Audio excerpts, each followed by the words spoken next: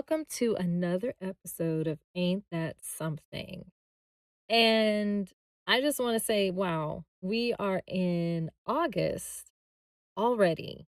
I am completely blown away about how far this year has gone so fast. And um, it's just always fascinating to me because I love looking ahead. I love looking into the future. And with us having 4 months left into this year before 2027 is just mind blowing to me.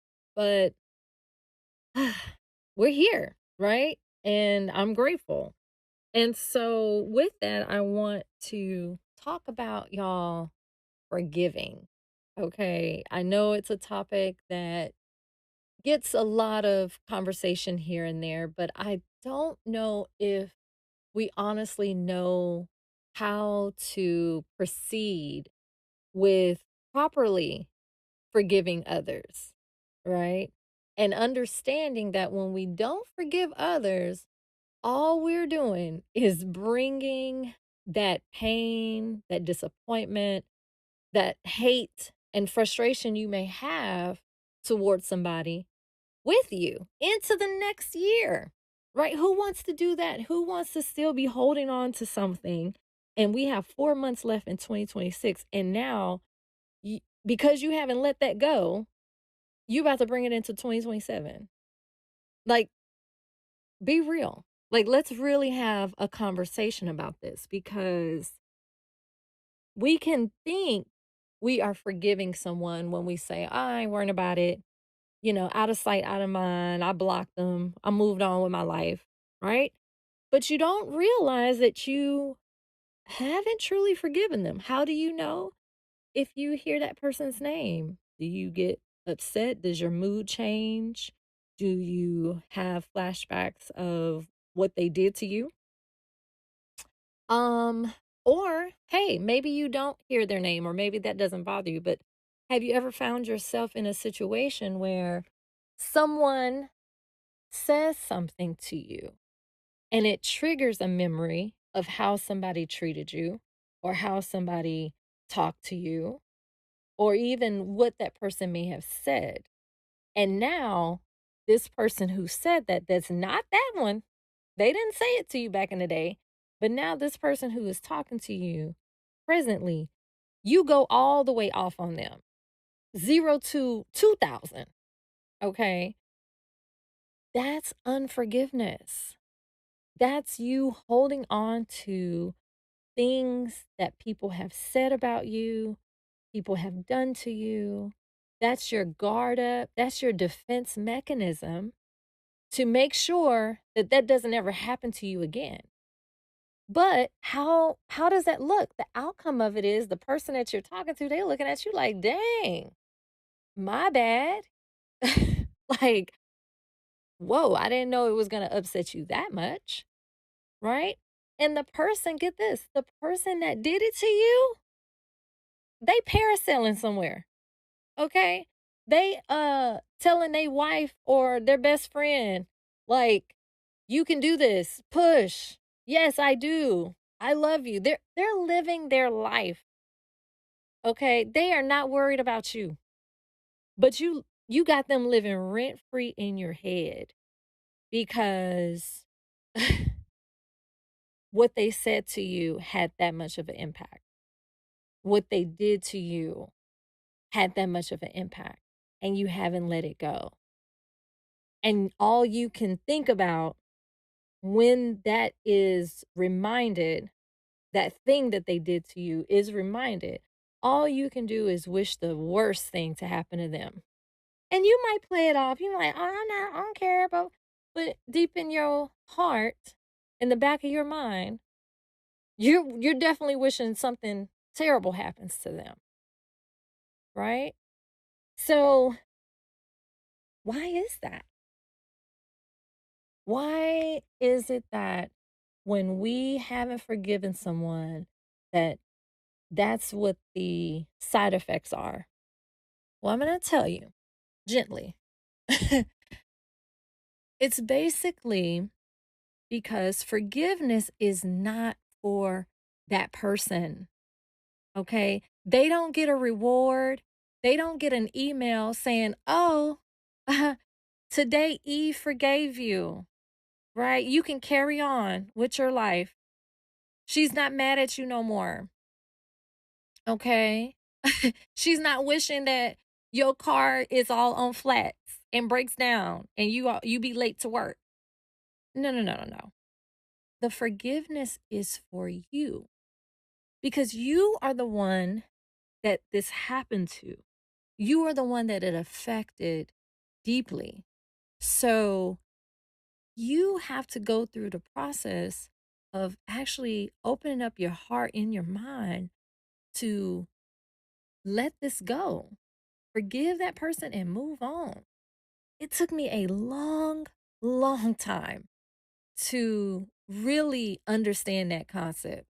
And the funny thing is, the forgiveness was never really in me to do.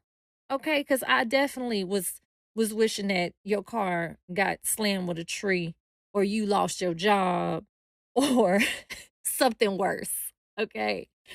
I was in a place back in the day, right? But I definitely had a change of heart and it all came from the most ironic place. It came from someone who asked me for forgiveness. And I'm going to get into that later, but that triggered a spark inside of me that motivated me to understand that forgiveness is not about that person. It's about you and the process and you know, the transformation that you go through when you are forgiving someone. Now, is forgiving someone easy? Absolutely not. By no means is it easy. Okay. And I can let you know right now the process that I went through, it was not overnight. It was not 7 days. It was not 30 days. Okay. It has been a lifelong process. And what I mean by that is I am daily making sure that my mind stays in a positive state and that I do not let bad memories and bad experiences resurface up and change and alter who I have become in a positive way. Okay. And so I want to talk to you all about just methods and, tools that you can use if this is where you are right now. Okay. If not, if you got it, you've forgiven those who have trespassed against you, then so be it. Amen. Still, let this be a message that confirms what you have done. If you can speak to it, if you know it to be true, right? Allow this message to motivate you, to motivate someone else who may be going through, right? Share it with them. Maybe they need to hear this. But anyway, here we go. So, like I said, the number one thing to understand with forgiveness is that it is not for the other person, right? They are not going to get a reward. They're not going to get, you aren't going to get a reward um if they know that you forgave them, right? Cuz they're living their life like I said, they're not even thinking about you. When we recognize that first step, okay, it starts in the most unlikely place. It starts with you. It starts with identifying the things and the areas that you have done that have let you down. So you start with forgiving yourself. And just to give you a little context, right? I had a situation that happened many years ago where I was heartbroken, you know, to the utmost degree. I felt like the person I was dating at the time, we were going to, you know, move forward and be together and everything was going to be good. But that was not what happened. And when things went south, I was left broken. I was left feeling like I don't think I can trust anyone else because this person had did the things that they had done to me. And now they had moved on with another lady. Okay? They played all these mind games with me, all of everything that you can imagine, right? That can really break a woman's spirit.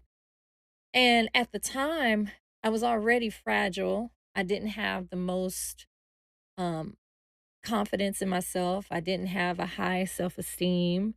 And I looked at my life in a way where I felt second best in a lot of things, even when it came to dating.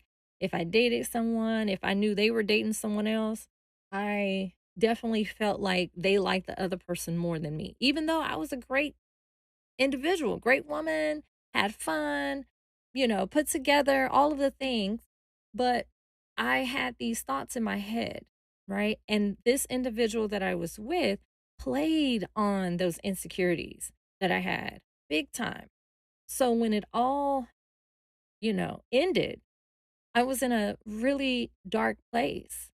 And I learned to get through and moved on and all of the things, right? Now it's like 8 years later, and someone sends me a friend request. I was just new to Instagram, hadn't been on there very long, and the person that sent me a friend request was a mutual friend. We all were friends during this time. And so this friend of that friend and all of the things that used to hang in our circle sent me a friend request. And I was taken back because that person had completely stopped talking to me, ghosted me, all of the things. And so I had moved on from everybody in that situation. So whenever I got the friend request, I saw the name, a flood of memories, a flood of emotions just came through my mind. And I was like, what is this? And of course, those feelings about how I was treated by the ex really came to the forefront, really resurfaced in a very aggressive way. And so for about 2 weeks, I just couldn't stop thinking about all of the things. And then I would be right back sad again about what happened and just feeling like rejected all over again. And so, right about the same time, there was an individual that sent me a message that I had talked to maybe the year before or something. I don't know. And that situation was just like we just weren't compatible, right? He seemed like a nice person, but it just didn't work out. He wasn't the nicest to me. Some of the things and some of the ways that he talked to me was just really, really out of line and unkind. And so that dissolved, and I went on with my life, didn't think nothing else about it, right? All of a sudden, I get a text message through WhatsApp because I had blocked him on everything. And he was sending me this long message indicating that, he recognized what he had done, and I was such a good woman. I didn't deserve to be treated that way. And if I could find it in my heart to forgive him. And that was it. He wasn't looking for an invitation for us to start dating again. He wasn't like trying to get back at me. It was nothing like that. It was purely just him taking accountability of how he treated me. And I was like, whoa, that's pretty brave because I don't forgive nobody, honestly, right? I'm going to block you again and not say anything. Let you just linger right there and you figure it out. But in this moment, I had like a light bulb just go off. And I was like, man, like I never, first of all, I had never gotten a message like that from anybody who had wronged me. The second thing I was like, in my state of mind at that particular point of my life, I did not forgive anybody, right? So I was like, for this person to really be vulnerable and put himself out there and send me this message, not knowing if I was going to curse him out, block him, ignore him, reject him, whatever, not even acknowledge that he sent this forgiveness note, I thought that was pretty incredible. And I was like, man, like, I know that's hard to do. And so then it got me thinking about this book that my friend gave me maybe 3 years before about forgiveness. And it was always in my room. I just never opened it. And it was by Ayanla Van Zant. And I was like, never really interested in opening it because I thought it was just going to be a lot of like religious jargon and God wants you to forgive and all of that. So I never really took it serious, but I had it. It was brand new book. And so that particular day, mind you, within those 2 weeks, I had already been exposed to something that re triggered, my past and someone that I hadn't forgiven. So I open up the book, and what I saw did not, was not what I expected at all. In the beginning, it really touched on identifying how to forgive yourself. And then it takes you down a list of specific people, family members, that um you should forgive and how to do it.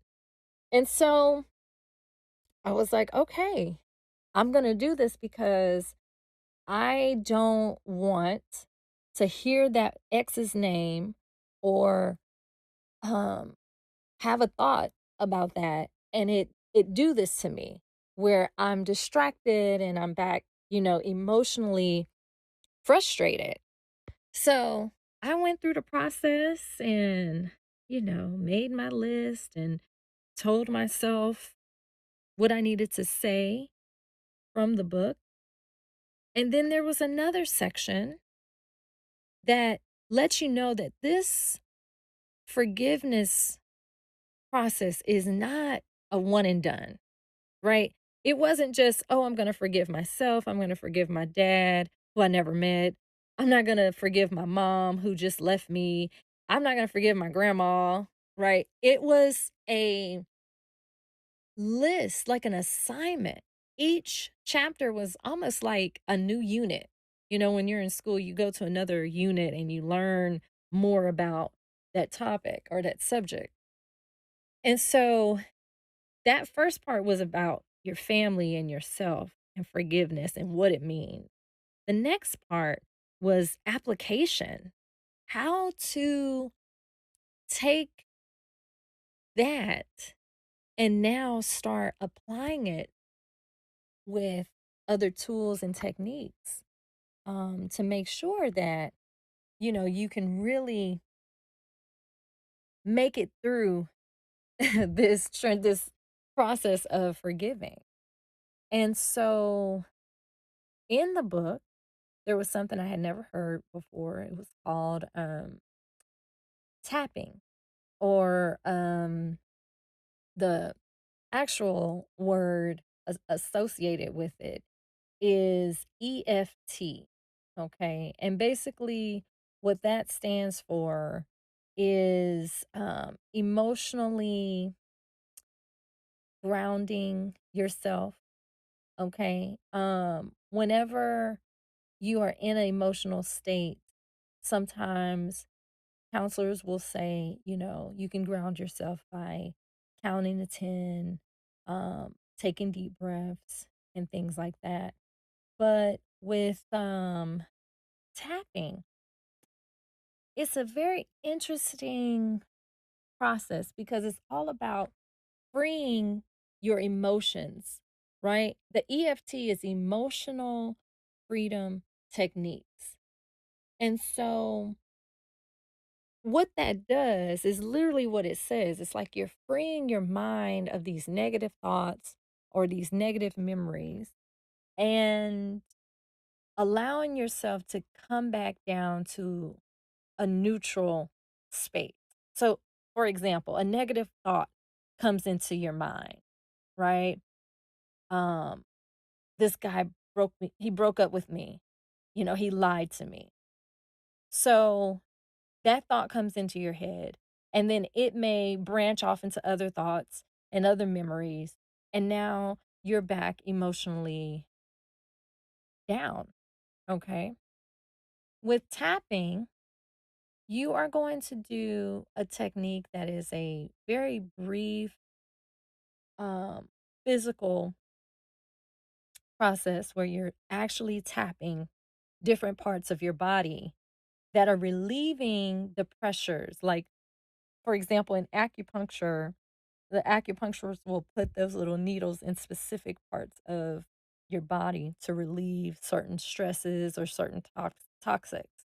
So with tapping, it's like that. But of course, you're not using needles, you're using literally the tops of the two fingers or, your hand or whatnot.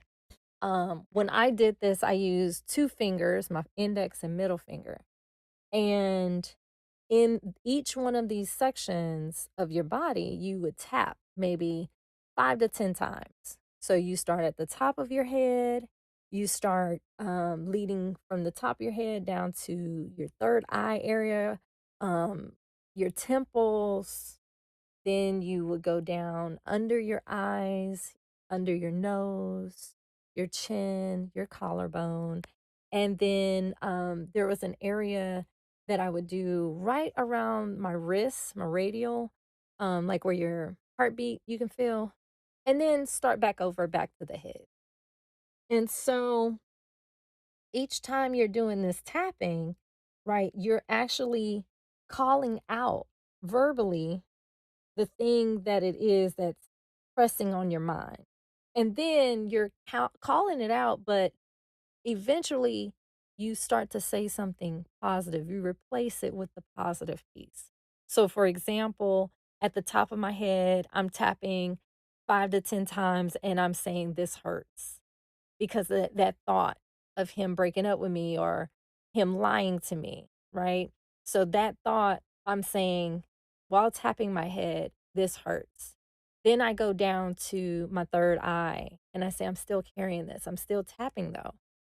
Then I go to the temples and I say, it still hurts. Then I go under my eye and I say, I wish this didn't happen. Under my nose, I've been holding on to this. My chin, I say, a part of me doesn't want to let it go. My collarbone, I say, okay, maybe that's okay. My radial wrist, I'm tapping and I say, I'm giving myself permission to heal. And then I start all over again at the top of my head. Each time replacing what I said, right? To relieve that feeling. Once I'm done, I take some deep breaths and then I rate myself. Like, how do you feel in this moment? How did I feel in this moment? 10, still being at 10, mad. 5, I'm a little neutral. 0, I'm at peace. And guys, when I tell you I look crazy doing that, I looked crazy. I looked crazy doing it. Now, of course, I wasn't just in public doing that, right? But I found a safe space where I could do it maybe in my car or in, my quiet space in my reading room. But I found the place that I could do it and really be mindful about everything that I was saying to myself. And everything that I was doing is being very, very intentional because I no longer wanted to hold this inside of me. And I saw the tapping as I'm a visual person and I'm a creative, but I saw it as like when we, crack an egg, right? we're making scrambled eggs or you're cooking breakfast and you tap that egg and boom, it comes out. I felt as though the tapping method was like each time I tap, I'm cracking that egg little by little, and eventually those thoughts are going to come all the way out. And with consistency, I did that for about 3 months straight, y'all. And it was very, very helpful. How did I know? What was the test? I had a friend call me who followed that ex-man on social media, and she called me up and she goes, "Girl, guess who got married?" And I had no idea who she was talking about. And as soon as she said the name, instead of me being upset, being sad, feeling rejection again, I was like so happy. I was like, "Oh my God, that is a blessing." I was like, "I'm glad, they're working it out and like their relationship is good and he's doing the right thing with her." My friend was silent. She was like, "What? What are you talking about?" She wasn't expecting me to have that kind of reaction because she knew what I had went through. And I was able to tell her, I said, "Girl, I I am good. Like, I don't even that's not a I'm not mad about that. I'm not upset. Like, I have fully let it go." And that's my testimony because sometimes when people say these things and they give us these, examples and these tools, a lot of times we don't relate because maybe that situation didn't happen to us, or maybe we are struggling in a different way. But I wanted to share that because I feel as though a lot of times, you know our even if you can't relate to someone's situation, there's something in you, or there's something that has happened to you, that you can still put this to practice, right? It may not be an ex-boyfriend that hurt you, right? It may not even be your family. Like maybe your family was good, but it could be a friend, it could be a someone you work with, right? And the thing about it is you want to be able to recognize those things, because when you don't and you hold on to it, you don't forgive the person. Now you find yourself in different situations, different work environments, different settings, and it will rear its ugly head. Okay. And so I like to just implore anybody who's struggling with this to have an open mind, to think about like how forgiveness can really get you to the next level in your life, right? Now, there's more. There is more, because that's just one technique. The other technique that I found extremely helpful is reframing your thoughts. You may think, "Man, this person ruined my life. I lost my job. I can't ever go work again," whatever. Whatever the thought is, reframe it into a positive. That takes practice, big time. But oftentimes we know how to do it, but we're comfortable because we've been so conditioned to putting either the blame on the person, on ourselves. We feel guilty. And so when you reframe, to me, it's another form of tapping, because you are replacing those thoughts. You're getting those negative feelings and thoughts out of you by vocalizing something positive, right? So, for example, "Hey, this, person ruined my life to the utmost. I'm never going to be able to find anybody else." Well, call it what it is. They hurt me deeply, but I still have a life to build, right? Instead of saying I can never trust again, Say, I'm learning how to trust wisely when those thoughts come into your head. And like I said, guys, at the beginning of this episode, this is not a one and done. Like, this is something that you practice daily. This becomes a part of who you are. You ever wonder why you see some people and they're just always positive and always have something nice to say and uplifting to say? That's because they have transformed their self. They have transformed their lives to being a beacon of positivity. They understand that the more they hold on to the unfortunate things that happen to them, the further stalled they're going to be, right? The further they're going to be hindered. So, reframing thoughts, tapping, recognizing the root cause of the pain are the three main steps, okay, of forgiving and learning to forgive every day, letting go of the small stuff, not sweating over the small stuff. That's number one. Because especially if you're someone like me who has been through a whole lifetime of craziness, like little things that happen don't don't affect me the same because I'm quick to forgive and let it go because I understand now. Back then, 10, 12, 13 years ago, I didn't get it. I was all about that person is going to feel my wrath. If you see me in public, you're going to know I don't like you. I want you to feel that, right? But what does that do to me? Does that progress me further?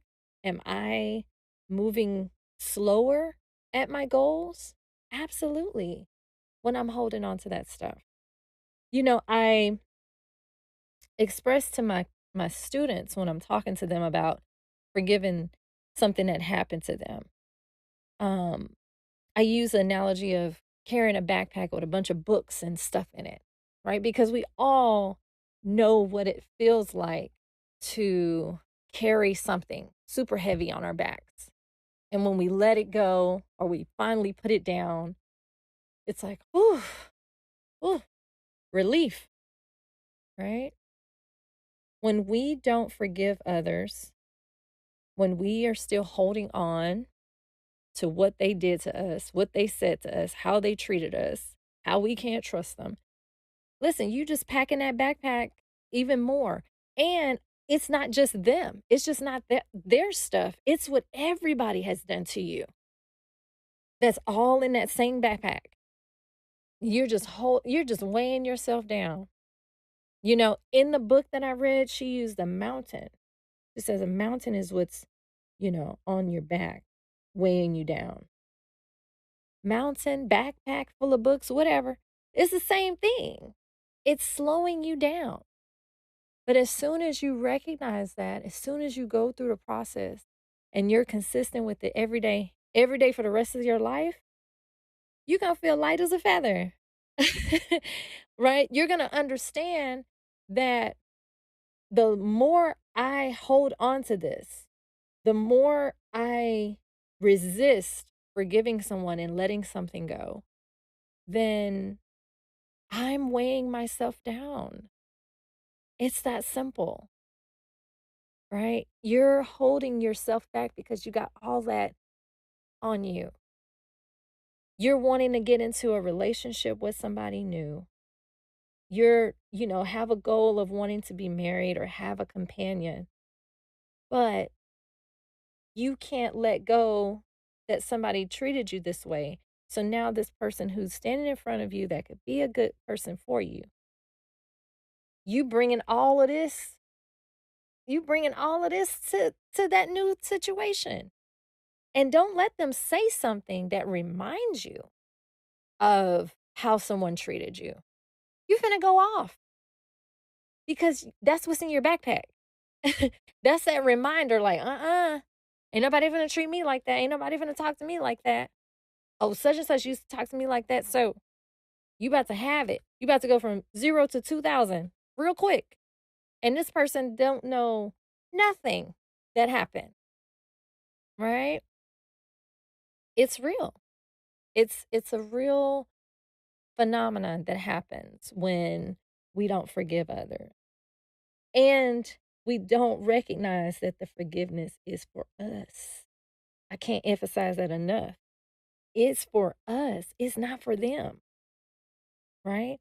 It's for us so that when we do get into new relationships, we do get into new environments, we do take on new ventures for our lives, we can do it with a clean slate.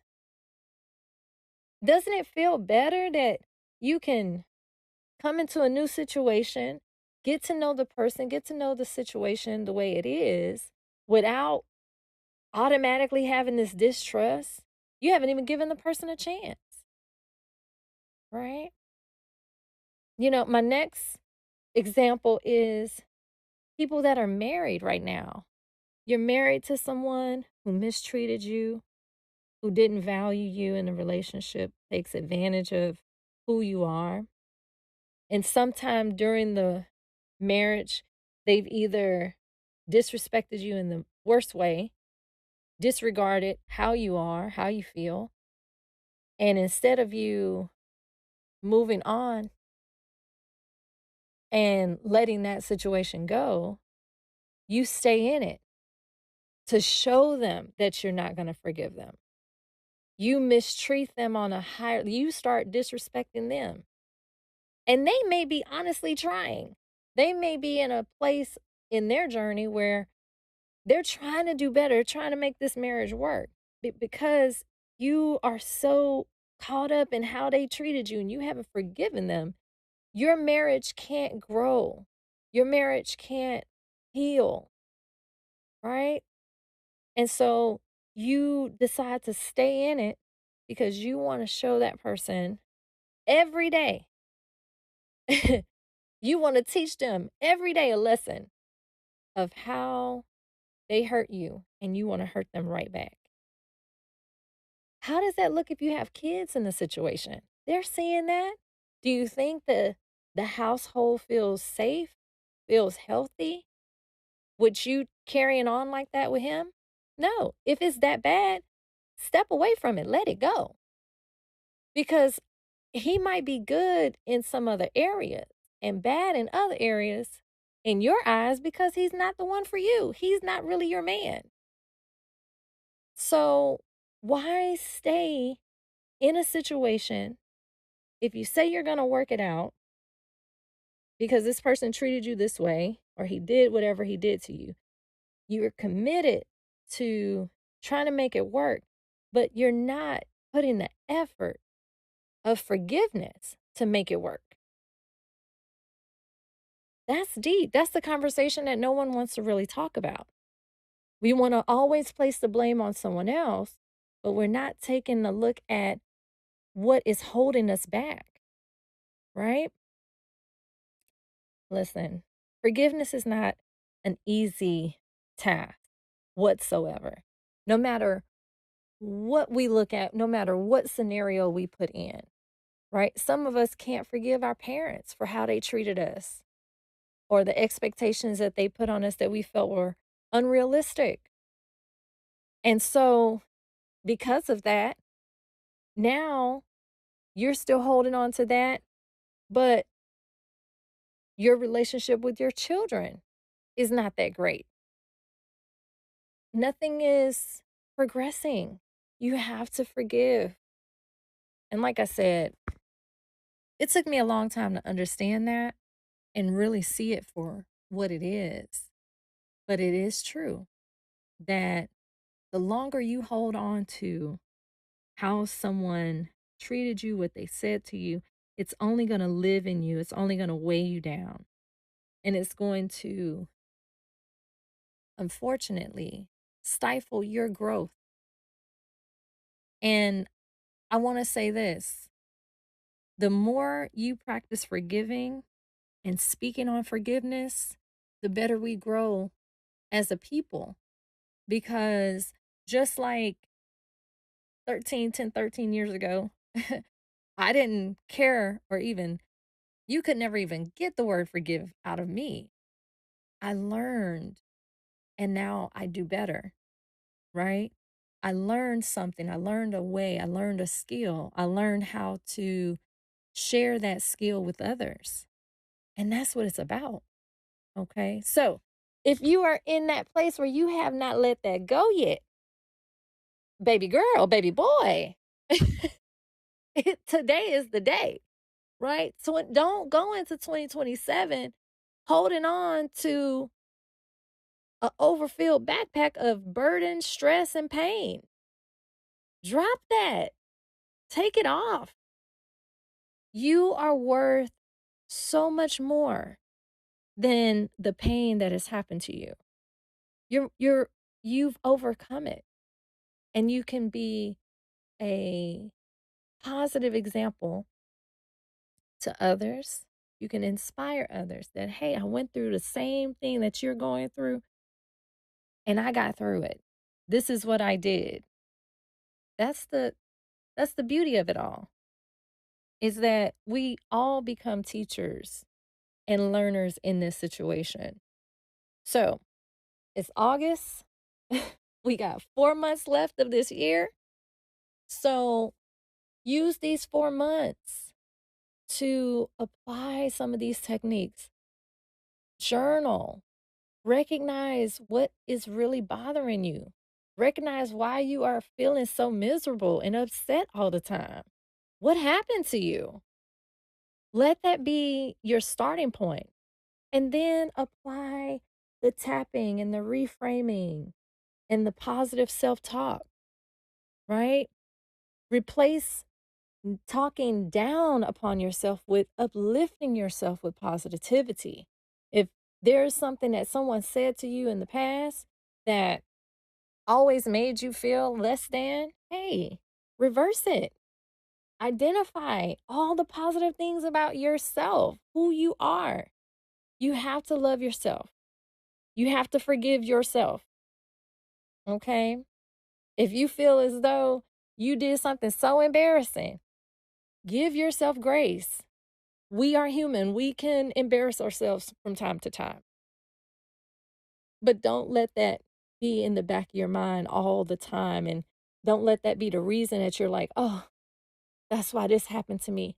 That's why this person is not calling me back. That's why I didn't get this job. I said the wrong thing in the interview. No. Practice reversing those negative thoughts. Hey, I did my best in that interview. That just wasn't a good fit for me, right? I showed up. I was myself at that on that date. We just weren't a good fit. It's cool.